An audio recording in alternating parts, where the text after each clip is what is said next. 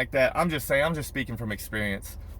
Men, we got to do better, bro. But women, look, part two is gonna come. Don't feel like y'all are excluded.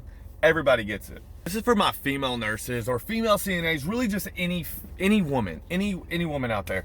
Now, I want to tell this story. It's a little bit longer, but it's bothered me for a long time, and it got brought up a few days ago, and so I just kind of want to tell it. This was during COVID. I was working with this RN. She was amazing, super confident, super strong, wasn't bossy, but still made sure her workers worked. And she was everything you could ever want from a nurse. She was older. She was like 51, 52. She was an agency nurse. I was an agency.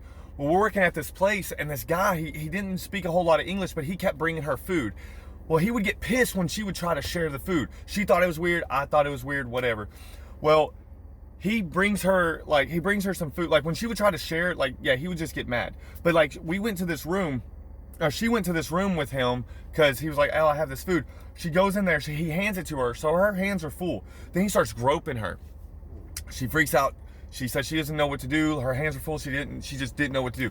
I remember I walked in and he stopped and I was like, hey, everything good? She left and he was like, see, yeah, everything's good. And I was like, okay, cool. Well, later on, me and her, we went out to drink.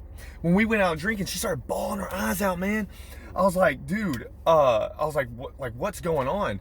She tells me, she's like, look, I just felt so helpless. I couldn't do anything. I'm a woman. He's a male. He works there full time. I'm agency. I don't want to lose my contract.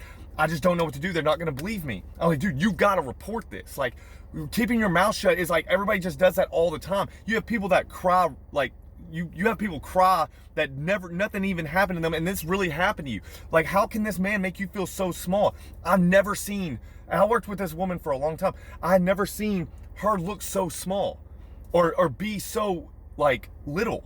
And I felt so bad, and there's nothing I can do. Well, she refused to report it, and I told her I was like, I'll report it. She begged me not to. I was like, dude, I'm gonna knock the crap out of this dude.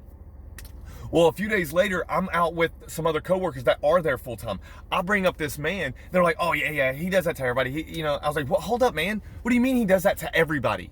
Like, that doesn't make sense. Like, look, I don't speak for all the women and whatever. Like, I'm not the freaking Lorax. But if something happens to you, freaking report it. Don't put it off and say, oh, nothing's going to happen. Yeah, you might, there's some places that's messed up and you might get in trouble. Point is you've got to say something. Now, there's a part two to this, but it's the male version, and it's something that personally happened to me. And now I'll get to that, but I want to talk about this. Dude, if you're, like, you cannot, it just blows my mind how a man made that woman feel so small when she was such a confident, strong woman. And just, this man just made her so small. Look, if you're a male in this kind of industry and you're working with females, dude, do not, you can't, I don't even know, man. You can't do that. Like, I feel like that's common sense, but I guess it's not.